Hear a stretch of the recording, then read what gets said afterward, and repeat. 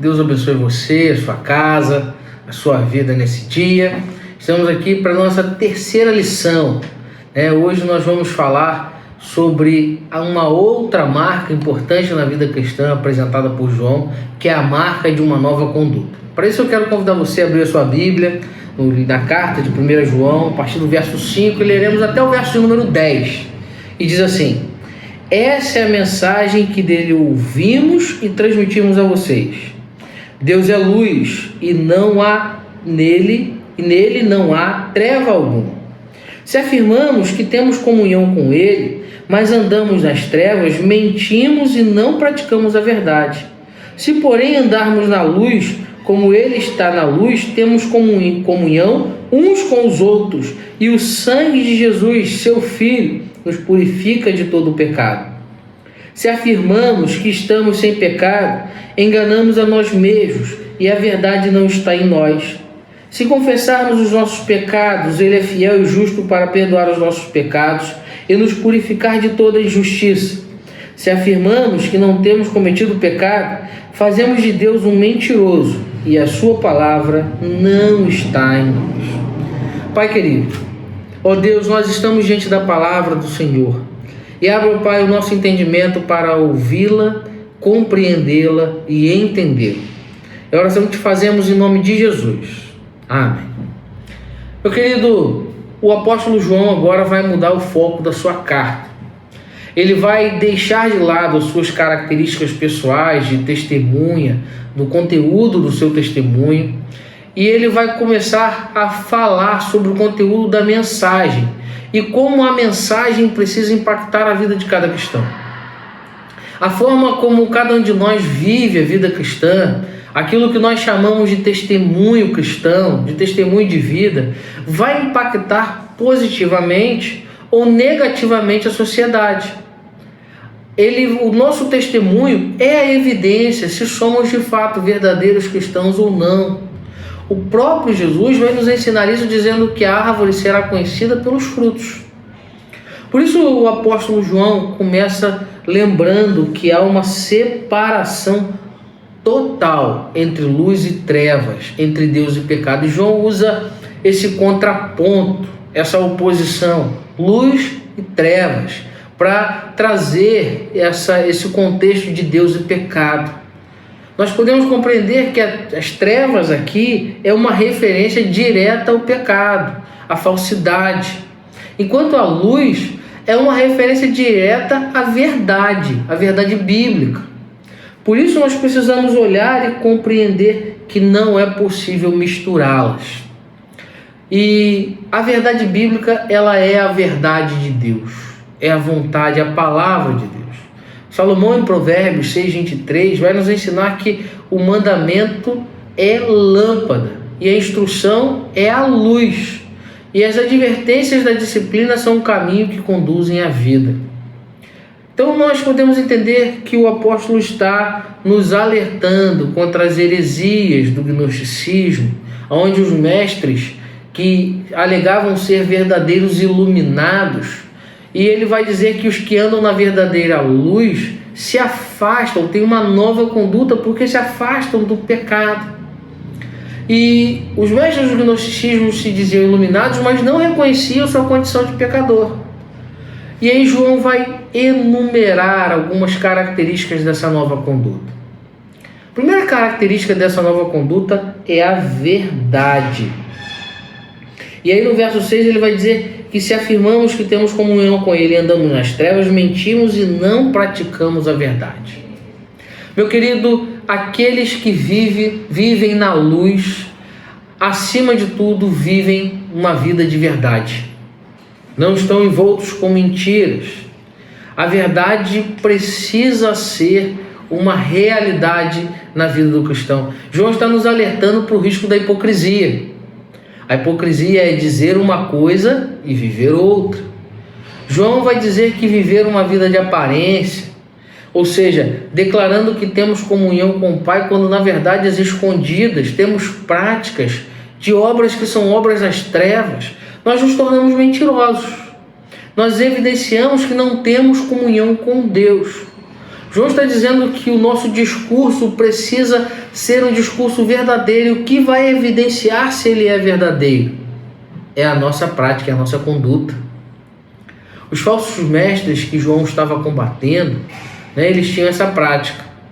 Eles alegavam ser pessoas muito iluminadas, com uma aparência muito piedosa, possuidoras de uma comunhão muito especial.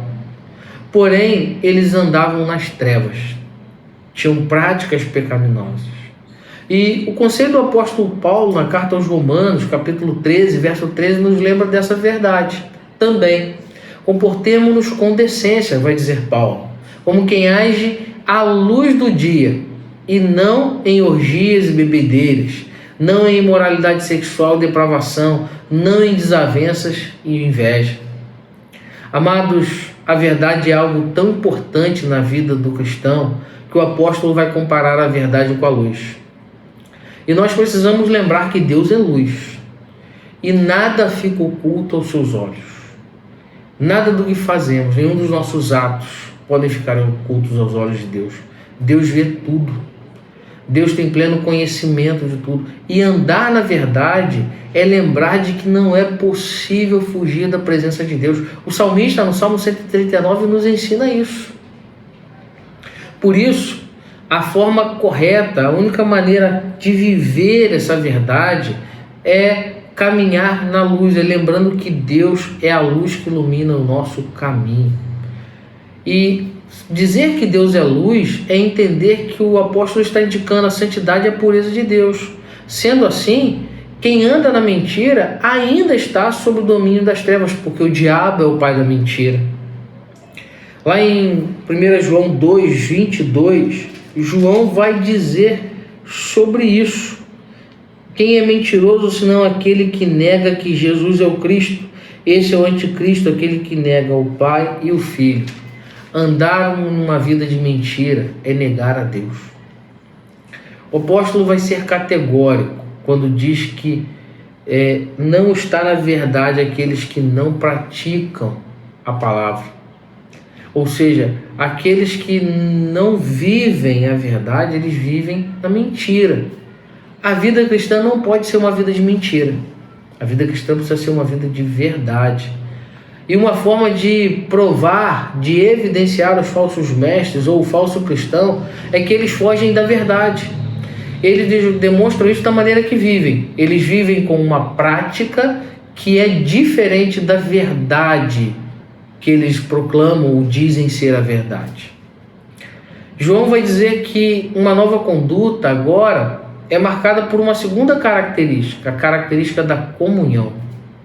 A segunda característica colocada em uma nova conduta é a comunhão. E a comunhão aqui é consequência direta de caminhar na verdade, ou seja, caminhamos na luz. João vai dizer no verso 7, se andamos na luz, como Ele está na luz, temos comunhão uns com os outros, e o sangue de Jesus, seu Filho, nos purifica de todo o pecado. Meu querido, dessa forma João vai enfatizar a importância da comunhão como uma marca de uma nova conduta, como a marca de alguém que recebeu a purificação dos pecados, e afirma que Cristo é o seu Senhor, nós nos tornamos irmãos, e só vai ter plena comunhão quem tem verdade. Percebe a maneira didática? Completa. John MacArthur, teólogo, comentarista, vai dizer que uma vez que aqueles que andam na luz partilham o caráter de Deus, eles habitualmente são caracterizados pela santidade de Deus, indicando sua verdadeira comunhão com Ele. Meu irmão, o cristão é um indivíduo que fez uma escolha de viver segundo a vontade de Deus e vive de forma consciente dessa escolha. Ele não vive uma vida de contradições. Falar uma coisa e fazer outra é contradição. E quando João vai dizer que temos comunhão, ele vai usar a expressão grega koinonia, que vai remeter, a palavra grega koinonia, traz a ideia de uma intimidade. Algo que pode ser traduzido como a parte que alguém tem em algo, ou seja, eu passo a ter parte com Deus. Deus passa a ter parte na minha vida. Nós passamos a ter parte uns com os outros, nos tornamos membros de um próprio corpo. Essa é a ideia de comunhão. Ou seja, para ter parte na vida eterna, para ter parte no corpo de Cristo, que é a igreja, a comunhão precisa ser fruto da verdade. E para isso, nós precisamos caminhar na luz. E essa luz é Jesus. Precisamos seguir os princípios da verdade. Em João 1,4, João vai dizer que nele estava a vida, e esta era a luz dos homens. A verdade, a comunhão está em Jesus. Nós precisamos refletir sobre isso, sobre essa verdade. Não é possível ter comunhão com Deus andando em trevas. Da mesma maneira que a nossa comunhão com o corpo vai ficar prejudicada. O cristão que quer viver uma vida dentro da igreja com uma prática pecaminosa perde a capacidade de viver em comunhão. Queridos, quantas brigas, quantas divisões, quantos problemas são causados no nosso meio por causa da mentira, por causa de comportamentos que são característicos do velho homem, daqueles que andam nas trevas. John Stott vai declarar que temos razão de suspeitar dos que alegam intimidade mística com Deus, entretanto andam nas trevas. A religião, irmãos, sem moralidade é uma ilusão. Não existe essa ideia de que eu posso fazer parte do corpo de Cristo e não ter uma conduta moral. Isso é uma ilusão, porque o pecado é sempre uma barreira para a comunhão com Deus. Precisamos entender isso. E aí João vai dizer que essa nova conduta, ela passa pela verdade, pela comunhão, e ela está marcada pela confissão dos pecados. O apóstolo novamente vai nos colocar diante de uma realidade que os falsos mestres tentam esconder. Os falsos mestres alegavam não andar nas trevas. E se eles não andavam nas trevas, eles afirmavam que nunca tinham pecado. E aí João vai dizer, olha, se afirmamos que estamos sem pecado, enganamos a nós mesmos e a verdade não está em nós. É um paradoxo. Nós não podemos dizer que não pecamos, mas ele vai dizer, se confessarmos os nossos pecados, ele é fiel e justo para perdoar os nossos pecados e nos purificar de toda injustiça. João vai dizer, olha, confessar os pecados é fundamental para uma nova conduta. Porque a confissão é fruto de uma consciência iluminada, de uma vida verdadeira. E a confissão de pecados abre o caminho da comunhão com Deus. John MacArthur, o teólogo, vai dizer que se alguém nunca admite ser pecador, consequentemente não pode haver para este salvação. Porque confessar os pecados é algo primordial na vida do cristão. Essa ação, ela é a porta de entrada para que possamos receber o perdão e entrar na nova vida que há em Cristo Jesus. Se nós confessarmos os nossos pecados, ele é fiel e justo para nos perdoar. Está lá no verso 8. Lloyd Ovigli vai declarar que se dissermos que não temos pecado, negamos a razão da qual Cristo veio e rejeitamos o perdão pelo qual ele morreu na cruz. Amados, nós precisamos entender que o cristão confessa os seus pecados, reconhece os seus erros, se prostra diante de Deus, pede perdão, fala com verdade. E aqui João não está falando de uma exposição vazia, mas ele está falando de colocar o coração sob a luz da verdade e ser purificado pelo sangue de Cristo. Esse é o propósito. O pastor Hernandes Dias Lopes vai dizer isso. Olha, ele vai declarar que João está convidando os seus leitores a colocar o seu coração sobre a luz de Deus, ser sondado. A confissão dos nossos pecados é o caminho que vai nos levar à purificação. E onde a verdade e santidade passam a integrar a nossa nova maneira de viver, nós vivemos uma vida de confissão. Somente quando estamos diante da luz, nós reconhecemos as nossas trevas. É como lançar a luz sobre a escuridão do nosso coração, para que possamos perceber aonde temos errado e possamos confessar e ser por Deus purificado. O verdadeiro cristão, o cristão genuíno, é alguém que confessa os seus pecados de maneira contínua. Não apenas repetindo, mas reconhecendo e mudando a sua conduta, fazendo o processo de santificação. Não é uma declaração de pecaminosidade por atacado ou genérica, mas é o reconhecimento das suas limitações. A confissão de pecados é uma característica dos cristãos genuínos. Deus sempre limpa aqueles que confessam, vai afirmar John MacArthur. Por isso nós precisamos ter em mente, melhor dizendo, que cada um de nós é alguém que precisa olhar para a sua realidade, perceber os seus pecados e confessá-los, mas confessá-los abandonando a prática do pecado. Nós não podemos cair no engano do liberalismo afirmando que não há pecado. Romanos 3,23 nos ensina que todos pecaram e destituídos estão da graça de Deus. Porque se nós dissermos que não há pecado, nós tornamos Deus em mentiroso. Algo que o próprio texto diz, né? Se dissermos que não temos pecado, nós fazemos de Deus um mentiroso e a sua palavra não está em nós. Olha que afirmação. Se afirmamos que não temos cometido pecado, fazemos de Deus um mentiroso e a sua palavra não está em nós. Amados, uma nova vida com Jesus requer a confissão de pecados. E uma nova conduta passa pela verdade, pela comunhão e pela confissão.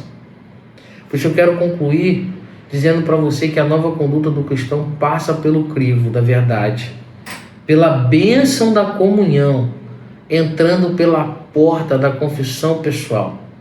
Sem isso, nós seguiremos andando em trevas. Que Deus abençoe você. Que Deus faça você, assim como eu, refletir à luz da sua palavra. Vamos orar? Pai bendito, ó Deus, ajuda-nos a andar na verdade, a desfrutar da bênção da comunhão do Senhor, a ter consciência dos nossos erros e confessar os nossos pecados. É a oração que te fazemos em nome de Jesus. Amém.